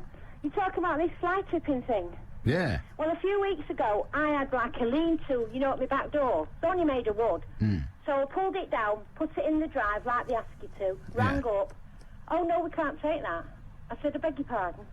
She said, we can't take that. I said, why can't you take it? She said, well, we can only take stuff from kitchens, bedrooms, bathrooms and living rooms. But anything, I said, but it's just planks of wood. You should have said, well, I'll put it in the bedroom then, but he'll have to get a ladder up the back. So I rang up, I wrote a letter to Councillor Kearney, and I've had letters off all the four councillors from Manchester, including the one that's in touch with in charge of the environment. Yeah. And the same thing. No, and do you know something else they won't take? If you strip your kitchen, to put a new kitchen in, they won't take that because it's all cupboard. It's all, I suppose if you break it down, they will take it. But if you just put the cupboards out, no, they won't take it. So I had to pay somebody £25 to take the wood away from me. How balmy. Yeah. You see, somebody who's not as honourable and honest as you, Sheila, would have merely waited for it to go dark and dump it somewhere. Well, that's it, exactly. It's crazy, isn't it? And I wrote to the papers about it, and mind you, got nowhere. But this letter I got, it's from somebody called Richard Cowell, executive member for the environment. Well, we don't give us any more names. We don't need names. Right. I mean, all that the person who works for the council is doing is implementing the policies agreed by the councillors. And it says here, as you can see above, a garden shed, I understand the wood was from a lean-to, is not an item we can remove. The service is for household items that will not fit in your bin, such as wardrobes, bed heads, refrigerators and freezers. There is a huge range of items that can be collected on this service and they will be accepted. You know what you should have done? What? The only way is to get a carpenter in to make a wardrobe out of the wood. I never thought of that. You've got to think laterally to get these beggars the barmy. I mean, So what you do... I said to the girl on the phone, I said, well, what am I paying council tax for, love? She said, what do you mean? Well, get a skip. I said, right. And who's going to put it in the skip? And who's going to pay for the skip? It's balmy, isn't it? Isn't it ridiculous? So they can take... Now, here's a question. Go on. If you decide to change your wardrobes... Yeah. And you take the old one out and you put it in the garden... Right. And when you're carrying it downstairs, you drop it and it breaks into bits. Well, they'll take it. Well, it's not a wardrobe anymore. No, it's just planks of wood, which is what I put Well, out, exactly. So then you've got a problem, haven't you? Because I've got this wardrobe, bloke, that's not a wardrobe, it's just planks of... Well, it was a wardrobe. Yes, but it's not a wardrobe now. That's it. So, in fact, they're not prepared to take wood unless it's surrounding space. But then, if you take your cabinets out of your kitchen and put them out as they are, they won't take them. Well, you'll have to... well, you can get... That's easy. That's easy. There's no problem with that, because what you do, you put one on top of the other... Yeah. And you tell them it's a wardrobe. Yeah. It's a wardrobe. It looks like two cabinets. Don't you be offensive about my wardrobe. No. That's why I'm getting rid of it, because it looks like two cabinets. Collection of those that were once fixed in some way to the property or form part of a fixture, i.e. kitchen units, sheds, garages, greenhouses, they're not allowed to take. I've got the letter here in front of me. I'm not doubting you. I'm just thinking they're barney. Well, exactly. That's Manchester City Council for you. Well, there you are. Never mind. Once they've got all that congestion charge in, they'll spend it on taking wardrobes away. Good on you, Sheila. Have a good day. Thank you. Well, that sounds crackers, doesn't it? Why won't they take rubbish? What do they don't do anything else. That's what councils do. They take all the crap from houses and they put it in valleys in Wales where it belongs. Not until we took all the water, obviously. And they send it to Wales and they bury it. What the bloody hell else are they for? That's what they do. Crying out loud, if we all recycle, we won't need them anymore. Tony in Wirral. Hiya, Tony. Hi, mate, you all right? I'm very well. Just listened to your programme there about the washing machines, how you get rid of them and all that. Yeah. I had a mate of mine about 6 months ago bought a new washing machine, and his wife said to him, how do we get rid of the old one? So he said, I've got an idea. When the new one got delivered, he took the box, cardboard, cut all the backers and all that off it, put it on the old one, left it outside. When he woke up in the morning, gone. That's true, though. Somebody said, look at that, we'll have it. Oh, that is fantastic. That is fantastic. There's some really peed off bloke with that, isn't there? Oh, yeah. Wake up in the morning, new washing machine, it's all broke. Hey, missus, get the van. I've seen it. Hey, let's have this, lad. Fantastic. I'm going to do it next time I get one. We're all going to be doing it now. Everywhere you go, there'll be IKEA boxes at the side of the road. Cheers, Tony. That's a cracker. Absolutely brilliant. Have a good day. It'd work as well, wouldn't it? We like that a lot. A very big lot. This happened to my pal, he says. He put this non-recyclable out. He put his non-recyclable out early doors. A couple of hours later, he went to add another bag of waste and found his bin too full, with the lid partly opening. There were tins, bottles and nappies. He had a go at the next-door neighbour, who admitted the dastardly deed. He hadn't a clue about recycling, etc. He sheepishly removed the offending rubbish and promised not to do it again. My pal's not impressed and worried if these fines are brought in here, we have no control over who puts the rubbish in. You will have to actually stand there guarding your bin. Once you've put your bin out, you'll then have to stand... You know them blokes that go round cleaning your bin?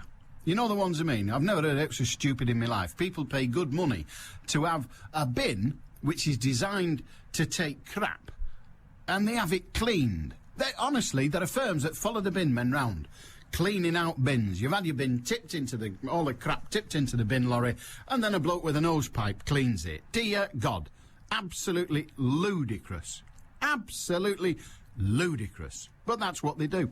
Well, once these rules come in, that if you've got the wrong kind of crap in your bin, so you've got the green bin and it's not got green crap, it's got, I don't know, like the wrong bit of the sausage, if we go back to our example earlier. Yeah, if you do that, you're in trouble. People are going to employ guards. People are going to guard the bins. They're going to...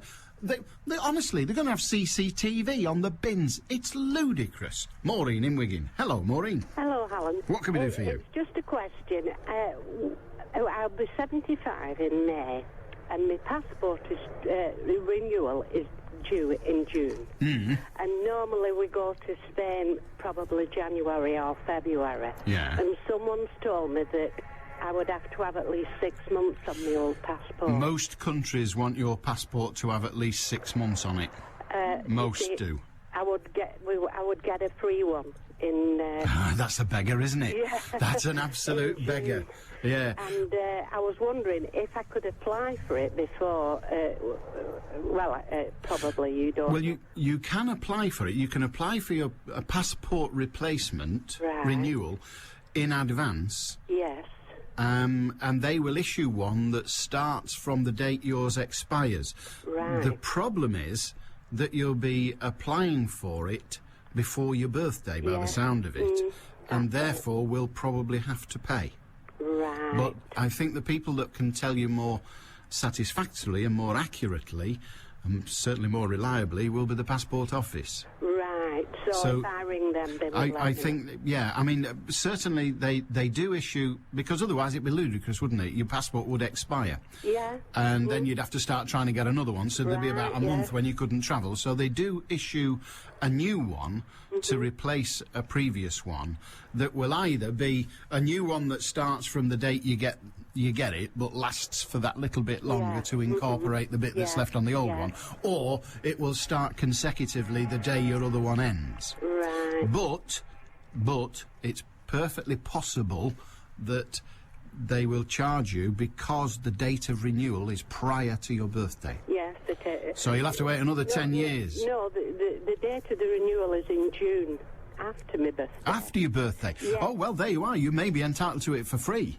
Yes. Because the renewal date... someone told me I would have to have 6 months on my old passport. Well, yes, but what you do, you see, you apply for a new one. Right. And the new one will have 10 years on it. Right. So when you go to foreign lands and they say, oi, that's not got 6 months, but I've got it consecutive. Right. Yeah? So that's the way, from the point of view of the 6 months, that's the way to do it. However, as I say, when they issue a new passport, they start it from the date that they issue it. Yes. But it runs for 10 years after its, if you like, predecessor expires. Yes. So if they issued it today, if your current passport expires on the 31st of December, okay, they issue a new passport today, it runs for 10 years after the 31st of December. Right, yes. But it starts now. Yes. All right. So with a little bit of luck, I may be able to... With a little bit of luck, they will understand that the renewal... or February. But they'll issue it now. Right. But talk to them, they'll explain it in detail. If anyone listening has had exactly that experience that Maureen's talking about, then do give us a call. Because I just thought, that's Sunday, my birthday's May, I can apply for it in June, but they said, well, we won't be able to go before... technically, Spain shouldn't require a passport because it's in the EU. They are entitled to require identification, but they shouldn't. Now, most airlines interpret it, they won't let you on without one. No. But in truth, if you drove to Spain, I'm not suggesting you do, but if you drove to Spain, when you went over the Pyrenees, no one would even look. No. They wonder whether you had one or not. No. Right. Anyway, but that's the way with the passport. All right. Okay, thanks very much. My Alan. pleasure. Right. Bye-bye now. If you've done precisely or you've found yourself in precisely the situation that Maureen finds herself in over a passport and you'd like to help it, then do give us a call. Lewis in Bolton says sausage skins were in fact made from pig intestine. Well, what did I say? I said they were the innards. I said they were the gubbins. It's all them tubes inside. Don't be picky. Anyway, sausage skins were made from pig intestine. Now, however, they're commonly made from jute, which is a type of grass, I believe, he says, mainly from Indonesia. They also make tea bags from the same. By the way, if somebody wanted to dump a washing machine, wouldn't they need a big toilet? That's not funny. That's not even nearly funny. Well, if they're jute, then they don't go. Well, how can you tell? Because some of them are plastic, some of them are, and some are pig's intestine. How can you tell? You know, you've got 3 bins and you're still only dealing with the sausage skins. Ludicrous. And he also says, Hitler conquered the world. What, with only one conquer? That's not funny, is it? There's lots of stuff. Yeah. Hi, Alan. Hitler only having one ball in the song. It says the other one is in the Free Trade Hall. Why? That'll be why it's a 5-star hotel, then. Yeah, the food's good, the rooms are nice, and we've got Hitler's knacker. We were only 4-star till we got the knacker. Oh, dear, dear, dear. That is terrible. Brenda in Duckingfield. Hello, Alan. Hi, Brenda. Hello. I'm just really replying to that lady that was hoping to get a free passport. Oh, right. Because you can't get one unless you were born in 1929. And I know that's true because a friend of mine had one just recently and she's 77 and she had to pay. Hang on, 1929? Yeah. So what year? Well, that would make it... Well, I can't do the sums. That would make you quite old. 69? 79. 79, oh, right. So yeah, I mean, I haven't applied for one, but I do know that's true. I know people think that you can get one when you are 75, but it's not true. Oh, right. You've got to have been born either before 1929 or 1929. Right. Because Yeah. I mean, I don't know the rules, but I thought the rule was 75. You seem to be telling me that it's... Well, it is if you were born... You've got to have been born in, you know, in that time. I mean, I was born 1930, so I couldn't get one. No. When I applied for one. But I know a person who's the same age as me, and she had to pay. Oh, dear. That sounds... So I'm very sorry for that lady who thinks she might get one. But I'm 100% sure that she won't. Oh, right. Well, I'm intrigued now, because that's it. I'm intrigued. Yes, well, I think perhaps she might get some more details off other people. Well, she might indeed. But and she might start by getting cross as well. Well, it is...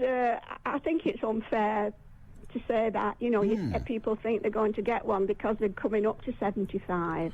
Yes. But if you weren't born, you know, up to that year, I'm afraid not. Right, well, that's a flummoxer, isn't it, really, well, that? It is An really. absolute flummoxer, because I'm sure the government said that the 75-year-olds would get them for free. I know, but it apparently there's a sort of cut-off point. Oh, here we go. Here we go. Wait a minute. The passport fee includes the return of your new passport by secure delivery and the return of your supporting documents by second-class post. You can pay an additional fee of £3 if you want us to return your supporting documents by secure delivery. You don't need to pay this extra fee for secure delivery if you apply for a 48-page passport and you are not an adult first-time applicant, or... if you qualify for a concessionary passport by virtue of being born before 2nd of September 1929. Yes, I knew I was right. Yeah, well, I wasn't doubting you. No, I know, but I haven't come on because I think I'm right, but I know I'm right. You know you're right, yeah. Well, there you are. So, Brenda, Maureen, unless you were born prior to the 2nd of September 1929, you ain't getting a freebie. No, sorry. Bunch of gangsters, aren't they? Terrible. A bunch of gangsters. Yeah. Why are we not surprised? Well, we're not, are we? No, we're not in the least. No, not in the least. No. Have a good day and thank you for that. Thank you. Okay, Alan. Bye-bye. Cheers. Bye-bye now. So there you are. I'm afraid it sounds, Maureen, like you're not going to get a free one anyway. So that's a squizzle, isn't it? An absolute squizzle. Yeah. That stinks, that. I'm sure the government said you can have a free one if you're over 75. But read the small print. How many times do we have to say that? Read the small print. You would think that our government wouldn't actually do us a shufty. But here it is. Applicants born on or before the 2nd of September 1929 are eligible for free standard 32-page 10-year passports. Fast Track and Premium services will attract the difference between the standard passport fee of $72 and the fee charged for the enhanced service provided at the counter. For example, blah, blah, blah, blah, blah. So there you are. So the date that entitles you to a free passport is the 2nd of September 1929. So when we get to the 2nd of September 2008, which is on Tuesday, right, it's all right, I'm doing some arithmetic, but I'm writing it down, I'm not doing this in my head. Yeah, that's it. You would have to be 79. So I think they announced 80-year-olds. Because it was announced last year, and if they said 80-year-olds will get free passports, then 80 last year, 79 this year, because it's the same cut-off date. Exactly. Oh, no, it goes the other way, doesn't it? Oh, I don't know. Anyway, I know it sounds like we've been shafted. Well, I say we, I don't mean me. Collectively, we've been shafted. It'll be a long while before I'm 79. Actually, not as long as I wish it was. It's just gone 20 to 2 on BBC Radio Manchester. News headlines. Rachel Ferguson. More than 50 couples have been told they can't get married at a Rochdale hotel after it went into receivership. The Broadfield Hotel shut on Tuesday, leaving couples who've paid thousands of pounds to hold their wedding reception there looking for another venue. An inquest into the death of former Greater Manchester Chief Constable Michael Todd will open in North Wales on October the 6th. And police investigating a suspected arson attack that's destroyed the home of a millionaire businessman in Shropshire have had to postpone their search of the main house because of falling debris. Manchester's weather, cloudy with brighter spells, highs of 20 Celsius. BBC Radio Manchester, 2020 traffic. Well, if you're travelling along the M6 on the northbound between 17 Sandbach and 18 Middlewich, traffic's still queuing up because of an earlier accident. And if you're heading along the M6 southbound between 21A at Croft and 20 at Lymm, it's also looking fairly slow on camera. In Daresbury, the Daresbury Expressway is still closed between Pittsheath Lane and Chester Road, causing congestion to queue all the way back to Central Expressway after a tanker overturned just before the roundabout near to Daresbury Science Park earlier on this afternoon. And in Cheadle, congestion on Kingsway, both ways between Gatley Road and Wilmslow Road, caused by roadworks in the area. Thanks to Rick for your updates. And don't forget, if you happen to spot a problem, call in on 01612 244 4951. I'm Cara Banks. BBC Radio Manchester, Sports with Mark Elliott. Manchester City have been drawn against Nicosia Ammonia from Cyprus in the first round proper of the UEFA Cup. The draw was made earlier this lunchtime in Monaco, and BBC Radio Manchester's Steve Wyeth was there to watch it unfold. So, City are off to Cyprus in the first round proper of the UEFA Cup. The draw, though, was unkind to the Blues in terms of home advantage. They'll play the first game at Eastlands on Thursday the 18th of September before travelling to Cyprus a fortnight later.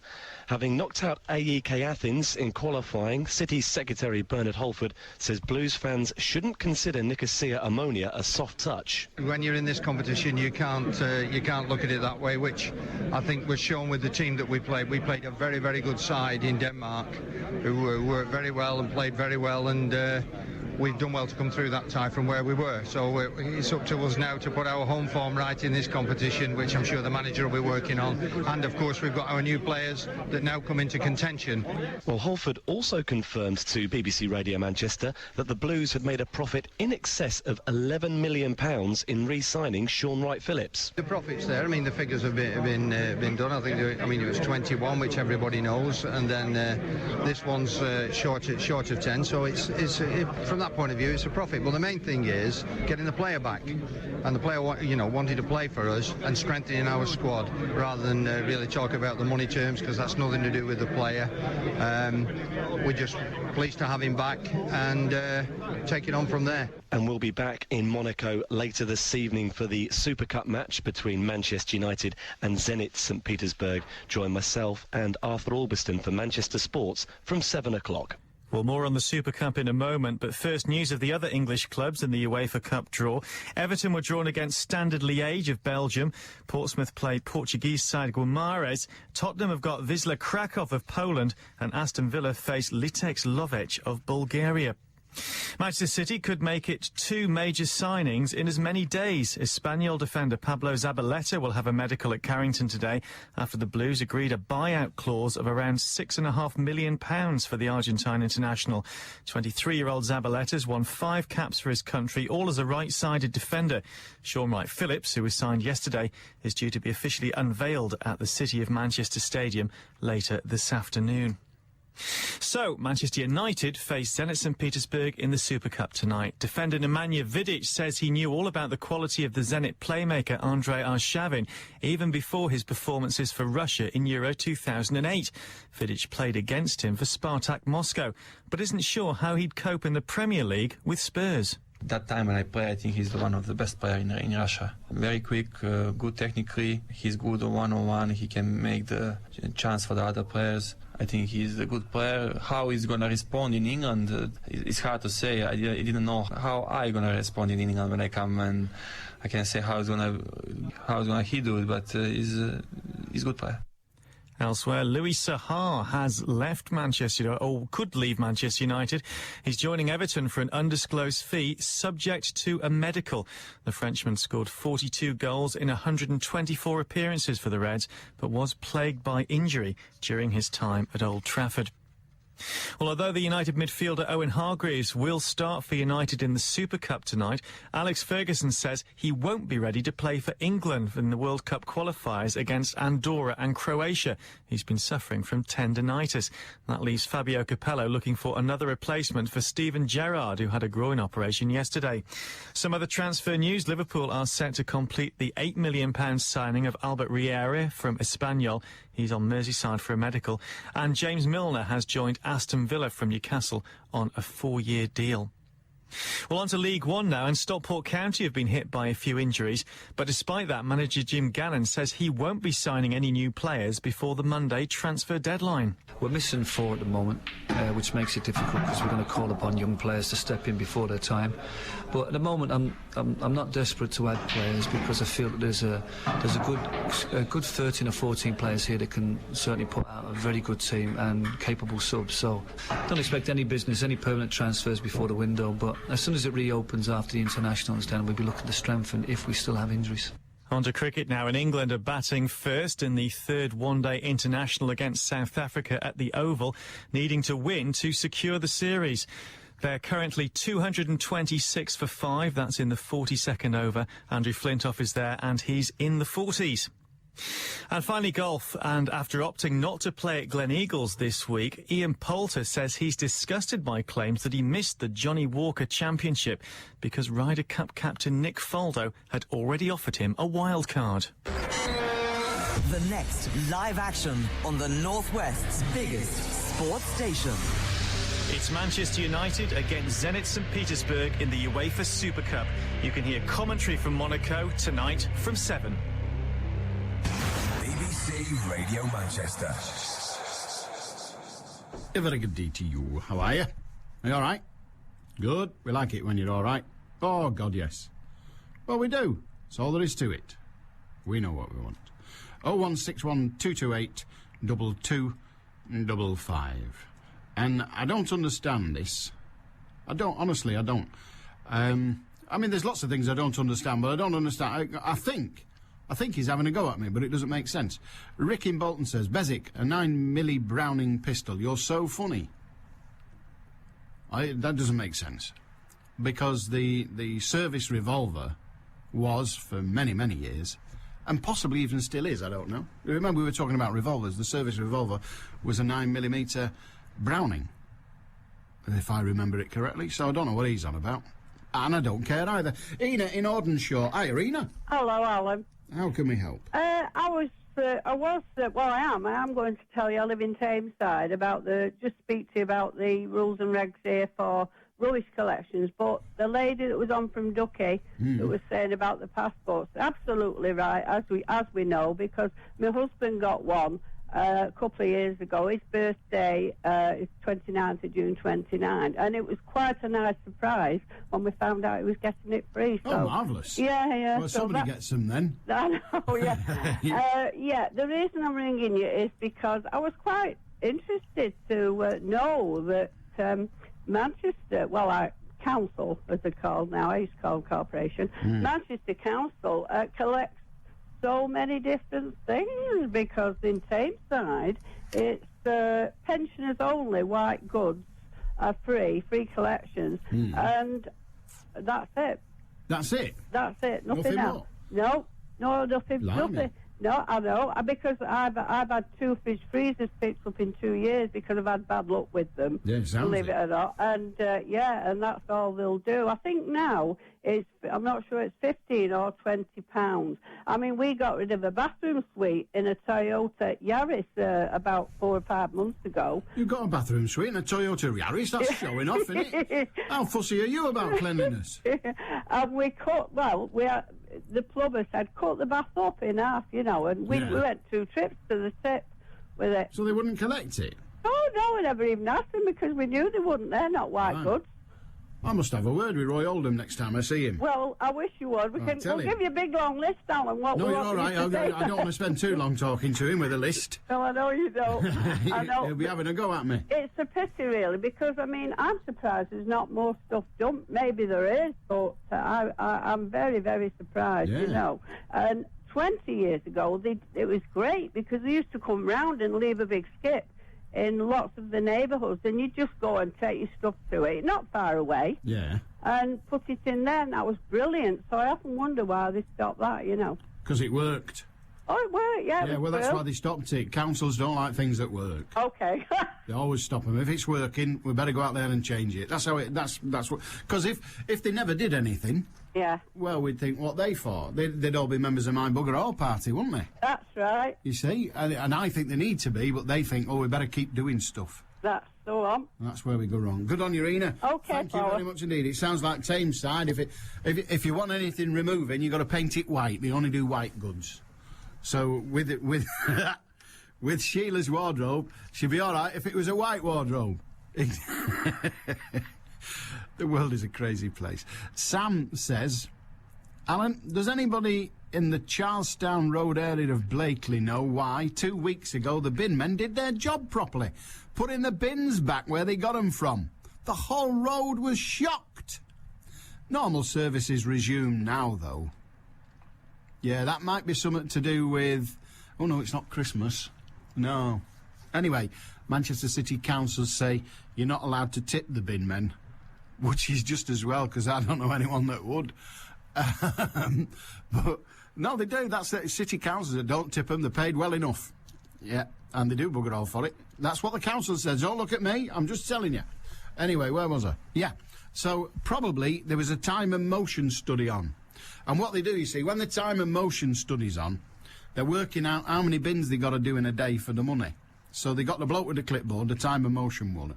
So they push the bins back up the paths and all sorts. They go as slow as they possibly can.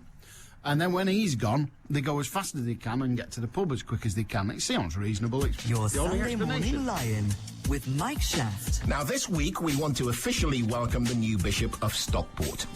What are your first impressions of this area? People are immensely warm and welcoming. They've actually got time for you to engage with you, and that's what I really like. There's a much more stronger sense of community, and that's something that I really want to build on. Mike Shaft. Describe the Greenbelt Festival to somebody who's never been there and has never heard of it. It's not an in-your-face religious festival.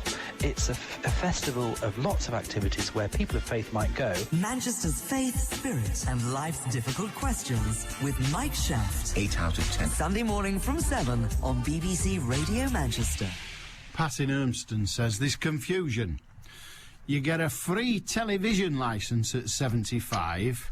not a free passport. And surprisingly, they won't let you into Spain brandishing a television licence. Can you identify yourself? Yeah, I've got my television licence. In you come. It doesn't work like that, because they're still gripey.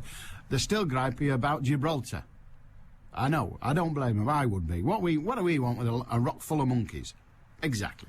Well, there you are. So it's your television licence that's free when you're 75, and you don't believe how hard that hurts me. Now, why are we giving it away? Why are we giving it away? Exactly. Make the buggers pay, I say. If they can't afford it, they shouldn't be breathing.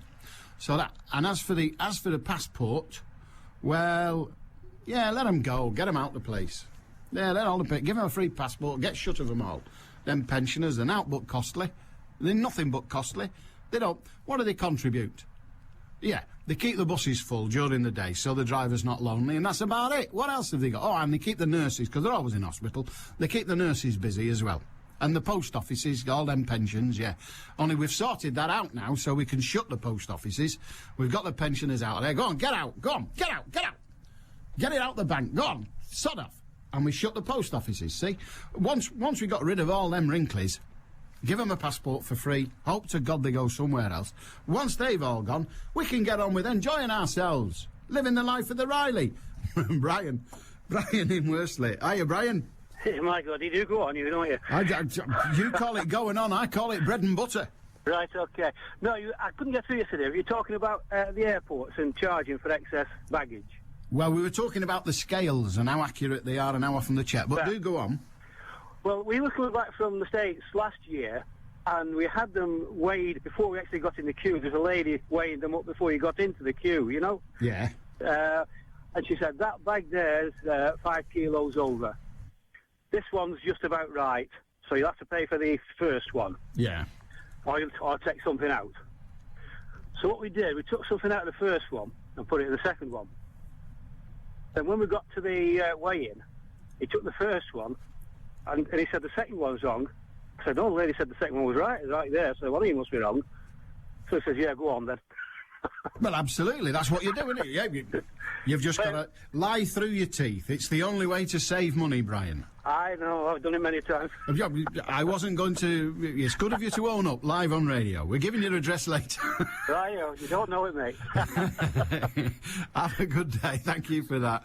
So if in doubt, fib seems to do the trick for me. Prior to the introduction of cartridge-loading firearms, there was little standardisation with regard to the handguns being carried by military personnel, although it had been important for officers, artillerymen and other auxiliary troops to have a means of defending themselves, especially as it was not always practical for them to have a rifle or a carbine. Hence, the invention of the revolver in 1836 finally made a service pistol, yeah, quite, obliged to blah, blah, blah, blah, blah, blah, blah. The British Army was the last major military service to adopt the semi-automatic service pistol as a standard item, phasing out their Webleys, and their Smith & Wesson Victory after the Browning High Power became the Army's official service pistol. The Browning High Power is a 9mm Parabellum. So stuff you, I was right, whoever you were in Bolton. Well, I don't get many chances to say that, so I thought I'd say it while I had one. No, well, I'm frequently wrong. Oh, here we go. Manchester City Council have contracted this work out to Greater Manchester Waste Disposal Authority, as Stockport Borough Council. That's NH in Tameside. That's fair, isn't it? We don't mind that. Stephen says, unemployment amongst dwarfs is apparently at an all-time low now that they've been allowed to work inside vending machines. I knew New Labour would prove their worth. Very good. Mind you, you won't be able to get a cup of coffee through Christmas, will you? They'll all be playing in Snow White. They like the limelight when they can have it. Excellent. I was told that the reason they won't take planks of wood is because it's classed as a renovation, the result of a renovation. They won't remove these items such as doors, kitchen cupboards or bathroom suites. Well, it is the result of a renovation. Why is that not the problem of the council? Why is stuff that's the result of a renovation not rubbish? Careful, Alan, says Albert. You're not far off from being a pensioner yourself. And you can stop nodding. All of you. That's not funny.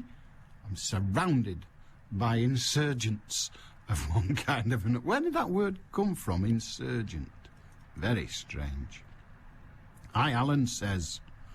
Oh, I can't read all that out. Dear God, what do you think? I've got nothing better to do. Crying out loud.